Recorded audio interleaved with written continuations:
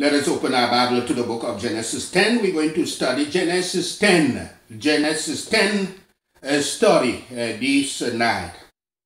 Table of religions. Table of religions. Let us define first nation, the words nation and the word religion. A nation is a large aggregate of people united by common descent, history, culture, or language, inhabiting a particular country or territory. A religion is an organized collection of beliefs, cultural systems, and worldview that relate to humanity to an order of existence. Many religions have narrative, symbols, and sacred history that aim to explain the meaning of life, the origin of life, or the universe.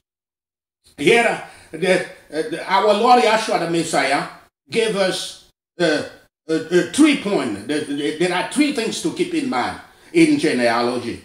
Yeshua first genealogy themselves. Yeshua invites Christ's followers, the Christians, to focus on their faith rather than fables and genealogy. He said it in Matthew 3 verse 9, and Apostle Paul repeated it, said the same thing in 1 Timothy 1 verse 4, Titus 3 verse 9. Time measure. Time measure. The scripture says in 2 Peter 3 verse 8 and Psalm 90 verse 4, the time, a day for God is like 100 years for humans.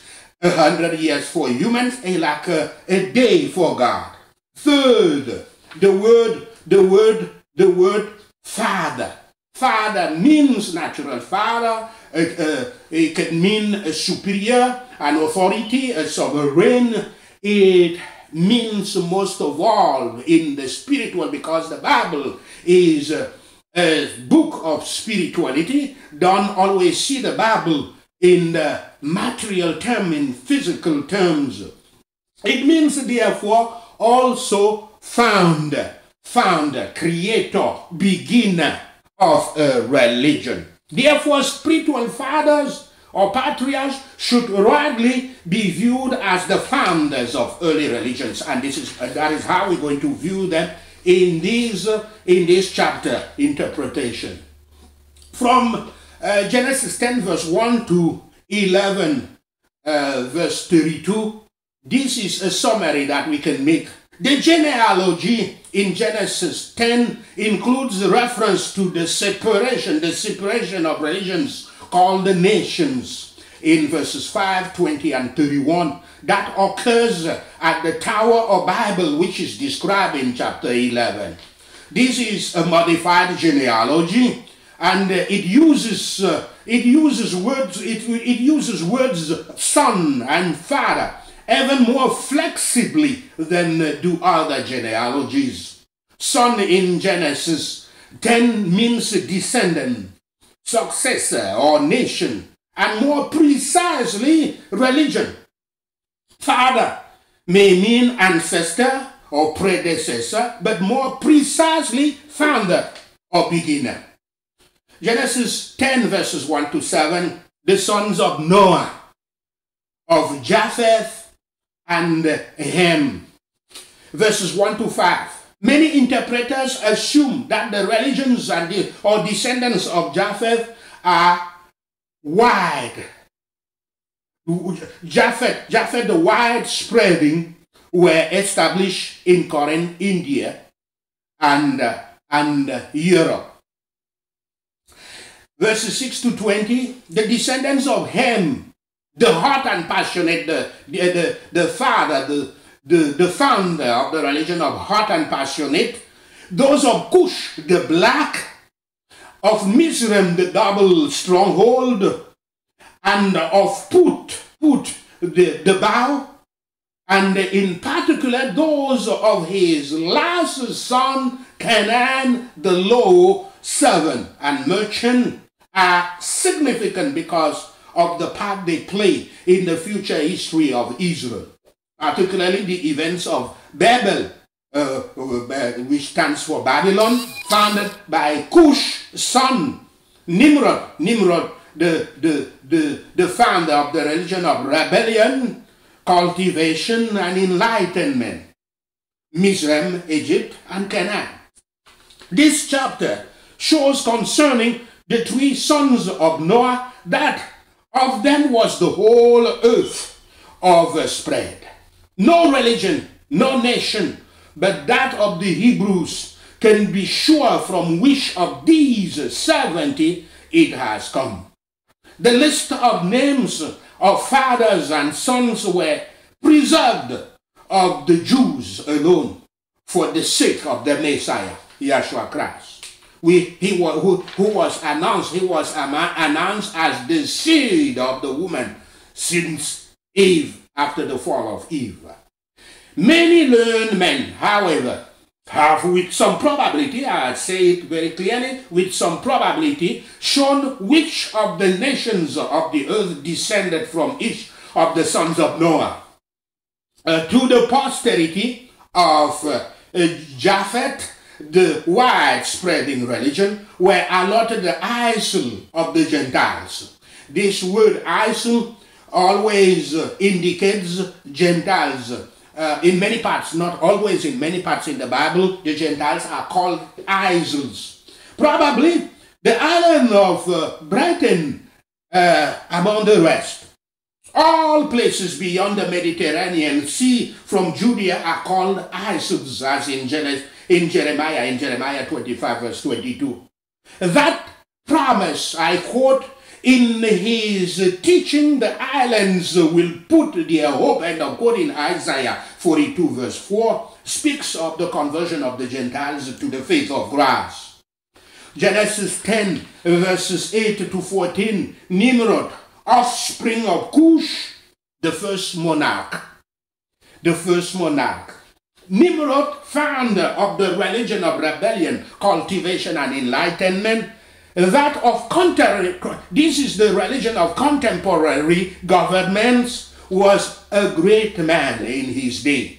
He began to be mighty in the earth, certainly because of his religion against primitiveness and his embracing culture and enlightenment, sophistication. Those before Nimrod were content to be upon the same level with their neighbors, and though every man bear rule in his own home, yet no man pretended any further. Nimrod probably not even a single person, but rather a personified human endeavor, was resolved to lord it over his neighbors. The spirit of the giants before the flood, who became mighty men and men of renown, as it is said in Genesis 6 verse 4, revived in him, in Nimrod. Tradition has Nimrod pegged as a not so positive man, but the text does not imply that. His epithet, I quote, mighty hunter before Yahweh, and of quote in verse 9, seems to indicate that the Lord was quite taken with Nimrod's hunting skills. Hunting then was the method of preventing a hurtful increase of wild beasts, but you have to understand spiritually the term wild beasts, which indicate impure spirits. This required great courage and address, and thus gave an opportunity for Nimrod to command others, and gradually attached a number of men to one leader himself. From such a beginning, it is likely that Nimrod began to rule and to force others to submit. His name suggests he was rebellious, but he created a string of cities which obviously requires cooperation. But such cooperation could have been imposed by force.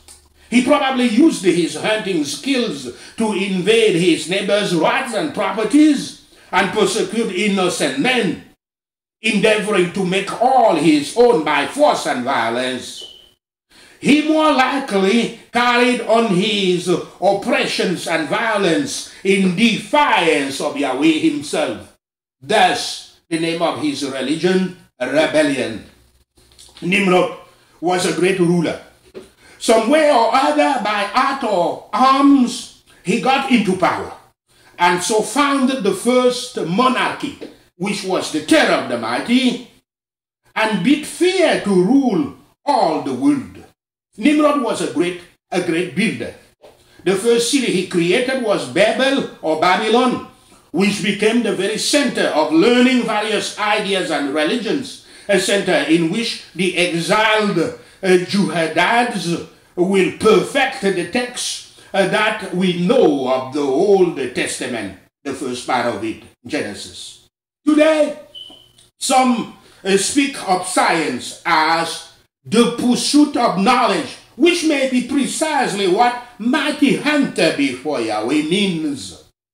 And after Nimrod created Babel, which means gate of the deity, because Yahweh anointed the languages there in verse 9, he went to create a series of other cities. Uruk, Erech, meaning size, Akkad, meaning band, Calne, meaning all of them, Shinar, the town, the tooth town, or the city of wit. And then he went on to further create Ashu, meaning a step, Rehoboth, meaning public square, Kalat and Rezin near Nineveh, which means the habitation of Ninus. Yet observe in Nimrod the nature of ambition. Ambition is boundless. Mesh would have more and still cry, give, give, give. Ambition is restless. Nimrod, when he had 4 cities under his command, could not be content till he had 4 more. Ambition is expensive. Nimrod will rather be at the charge of rearing cities than not to have the honor of ruling them. This comes through the instauration of laws that form the culture all people abide by, and promotion of new ways of viewing and doing that are seen as enlightenment.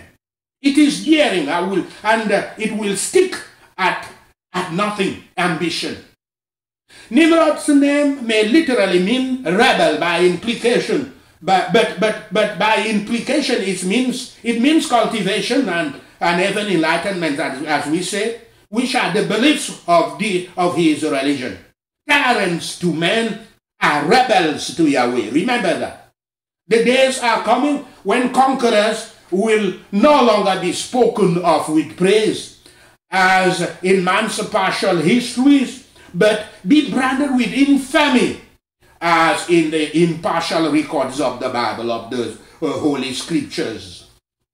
Cush's son, Mizraim, his religion of double distress or double stronghold, practiced in ancient Egypt, gave birth to Ludim and his unknown religion, to Anamim and his religion of responding waters or clusters of double fountains, and Luhabin and his religion of flames and swords, and to him his religion of Napaka in Nubia, Patruzim and his religion of Patros, and Kasluhim and his religion of hopes of life, out of whom came the Philistine, and Kaftorim and his religion of the crown, descending from Captor, as we see in Deuteronomy 2, verse 23. Genesis 10, verses 15 to 20, the descendants of Canaan. Canaan and his religion of laws, servant, merchants, gave birth to Sidon and his religion of fishing, to Heth and his religion of death and fear, to the Jebusite and their religion of trading down, to the Amorites and their religion of talkers, to the Girgazite and their religion of take and stroke, to the Hivites and their religion of villagers, to the Archites and their religion of Knowers and the Sinite and their religion of the Pelusiads, the Arvadites and their religion of wanderers and fugitives, and the Demarites and their religion of holy boys, and the Amatats and their religion of defense and fortress. Genesis 10 verses 21 to 32, the sons of Shem. The religions of the descendants of Shem, founder of the religion of the name and renown, or of the distinguished, were mostly among the Semitic peoples who inhabited the eastern lands, modern-day Iraq, Iran, and eastern Saudi Arabia. We say mostly because the Kushat, Nimrod, born of the religion of passion and become cultivated, enlightened, and rebel, created Babel or Babylon in the land of Shinar, which means the tooth town, the city of wit, in southern Mesopotamia, the modern-day eastern Iraq. We are quite familiar with the descendants of Shem. He gave birth to Elam and his religion of eternity, Ashu and his religion of the steppe, Arphaxad and his religion of he who gathers mascara like a demon, Lut and his religion of bending, and Aram and his religion of elevated. Aram gave birth to Uz and his religion of firmness, Hul and his religion, his unknown religion, Gedda and his religion of the circle of the winepress, and Mash and his religion of extension or tallness. Arphaxad gave birth to Salah or Shelah and his religion of prayer, and Selah gave birth to Eber, the ancestor of the Hebrews, and his religion of from the other side. He was called from the other side, Eber. The posterity of Canaan were numerous, rich, and pleasantly seated. Yet Canaan was under a parental curse, and not a curse, causeless.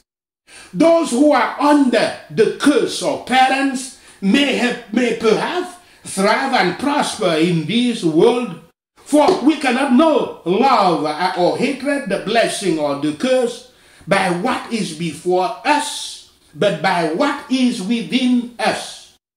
Canaan here has a better land than either Shem and Japheth, and yet they have a better lot, for they inherit the blessing while he inherit the curse. Abraham and his seed, Yahweh's covenant people, descended from Eber, the one from the other side, and from him were called Hebrews.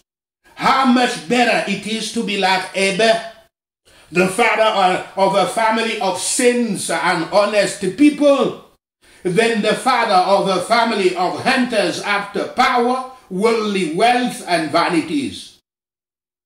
Goodness is true greatness. Know this, and the Lord Yahweh will bless you.